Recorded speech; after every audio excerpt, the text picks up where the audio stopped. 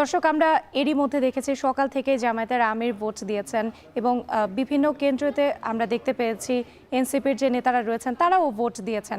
এছাড়া মির্জা ফখরুল ইসলাম আলমগীরকেও কিন্তু আমরা দেখতে পেয়েছি, তিনি ভোট দিয়েছেন ঠাকুরগাঁও ১ আসনে।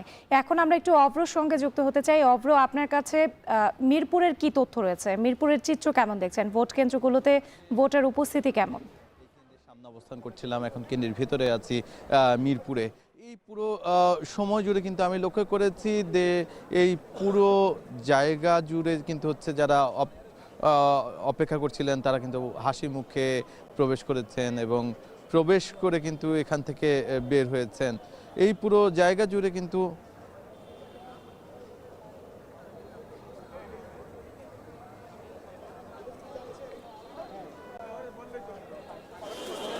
এই মুহূর্তে কিন্তু আমি লক্ষ্য করছি যে এই পুরো জায়গা জুড়ে বলা চলে যে যারা কিনা ভোটার রয়েছে তারা এসেছেন এবং এসে হাসি মুখে বেরোচ্ছেন। কারণ এই যে দীর্ঘ সময় যারা কিনা দীর্ঘ সময় এখানে এসে নির্বাচনে অংশগ্রহণ করতে পারেননি কিংবা নানা সময় দেখা গেছে যে তারা তাদের ইচ্ছা থাকলেও ভোট দিতে পারেনি, অনেক সময় দেখেছেন যে তাদের ভোট দেওয়া হয়ে গেছে, সেই জায়গা থেকে বলাই চলে তাদের মুখে কিন্তু আমরা হাসি লক্ষ্য করেছি।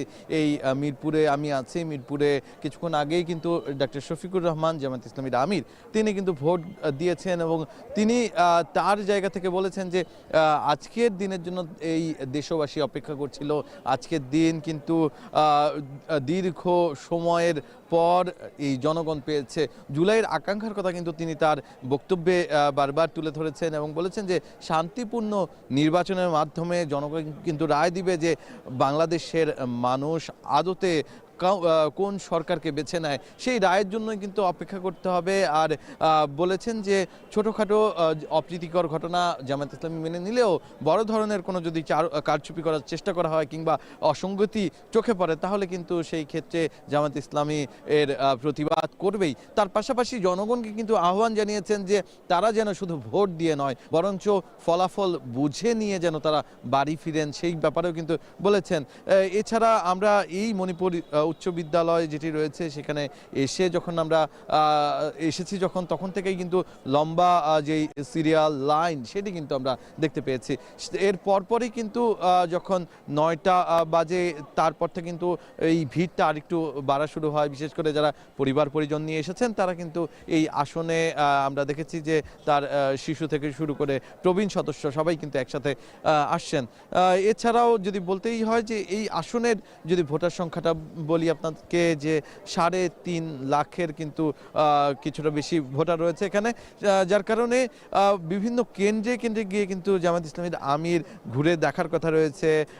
তার মূলত তার নিজে যেখানটায় ভোট দিয়েছেন সেটি হচ্ছে মণিপুর উচ্চ বিদ্যালয়, আমি যেখানটায় আছি, এবং এর পরবর্তীতে তিনি যাচ্ছেন তার জামায়াত ইসলামীর যে কেন্দ্রীয় অফিস সেখানে যাবেন। এছাড়াও তিনি ঢাকা শহরের নানা আসনের কেন্দ্রে কেন্দ্রে গিয়ে কিন্তু তিনি ঘুরে দেখার কথা রয়েছে।